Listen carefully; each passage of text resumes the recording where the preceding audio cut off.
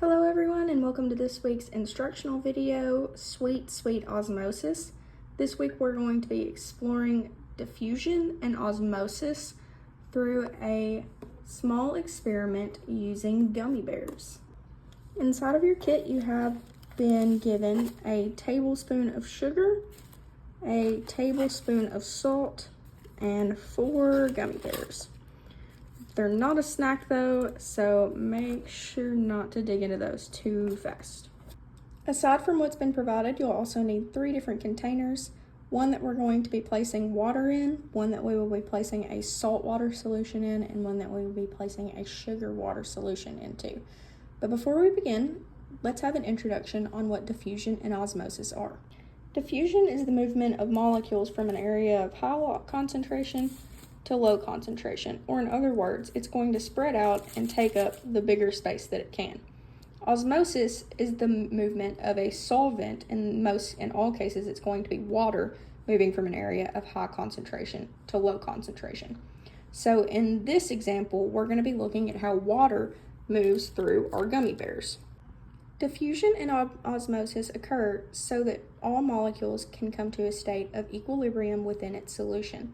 Equilibrium is when molecules are even on both sides of a semi-permeable membrane. In our experiment, the gummy bear skin will be acting as a semi-permeable membrane. In a more lifelike scenario, our skin is a semi-permeable membrane. That's why if you stay in the pool too long, you might come out a little pruny. Or even more so, when you're exercising and you sweat out salt and water, which is diffusion and osmosis, and that's your body trying to maintain homeostasis by cooling you down. And equilibrium works in the same way. It wants to come to an equal space where all molecules are even. Now let's see how our gummy bears change when we place them in different solutions. To prepare your solutions, you're going to want to slightly warm the water so it's easier for all of our different solutes to dissolve into each cup. So I'm going to add sugar into this label cup, salt into this label cup, and we're going to leave this one here as it is and make it water. So as you notice, we have 4 gummy bears. One will be kept aside, and that will be our control. So the control will face no changes throughout the entirety of the experiment.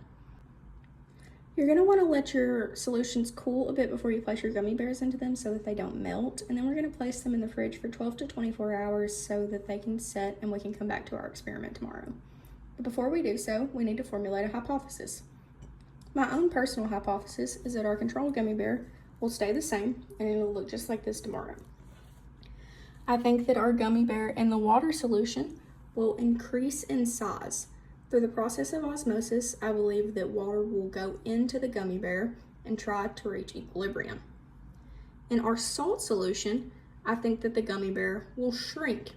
Because there's a higher concentration of water inside of the gummy bear, it will try to move out into the salt solution to reach equilibrium.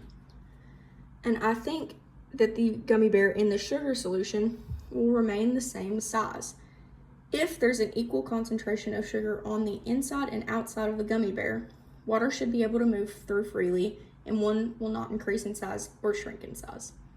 So let's come back tomorrow and see if our hypothesis is supported or if it is not supported. Okay, now that it's been roughly 24 hours, we're ready to look at our gummy bears and see what's changed with them. So first, I am going to take out my water gummy bear here. So right here we have our water gummy bear, and as always, we're going to compare it to our control. And as you can see, it has most definitely grown in size, maybe even doubled. So it's definitely lost some of its color, but it's gotten quite a lot bigger. So next we're going to compare that to our salt gummy bear. So when we compare our salt gummy bear to the water bear, you can definitely tell that it's considerably smaller. But let's go ahead and compare that to our control. You can see that for the most part, it didn't change much in size. So, and lastly, we have our sugar gummy bear, and it is definitely a lot bigger than our control. And it's seemingly pretty close in size to our regular water gummy bear. right here. So here we have water, salt, sugar, and our control. So each one of them definitely changed in size just a bit, but as you can tell, there were two solutions that took on the largest, being the water and the sugar. So as we've stated our most obvious observation and size difference, let's go ahead and state any other observations we have like you would with any experiment. So another thing that I noticed was that it seems like the ones in different solutions have lost some color. And why have they lost color? Well, we know that they've gained size because of the diffusion of water, aka the process of osmosis.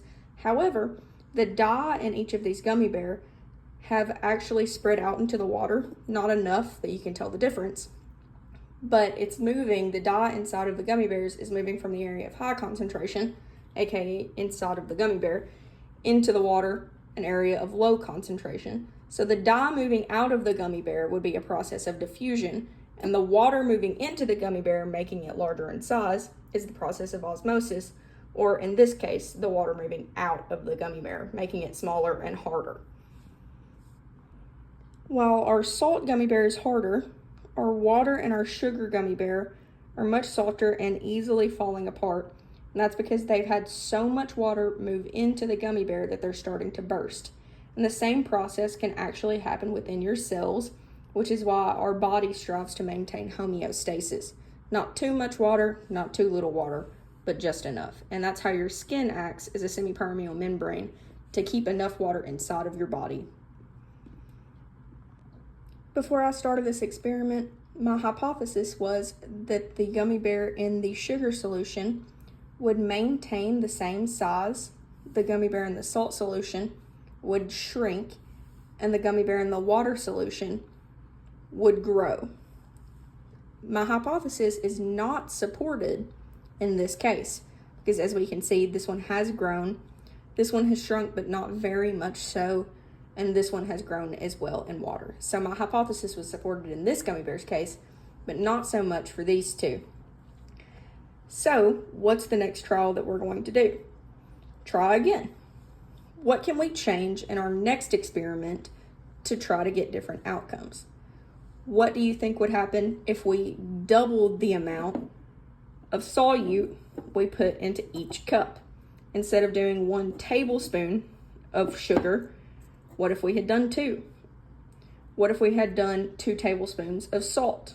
Do you think that we would see a bigger differentiation in size of the gummy bears? Try it and find out. As always, you can find this video on our YouTube playlist or on our Google site. The project associated with this is under the folder Sweet Osmosis, where you can find additional resources as well as a downloadable version of this video. Thank you very much.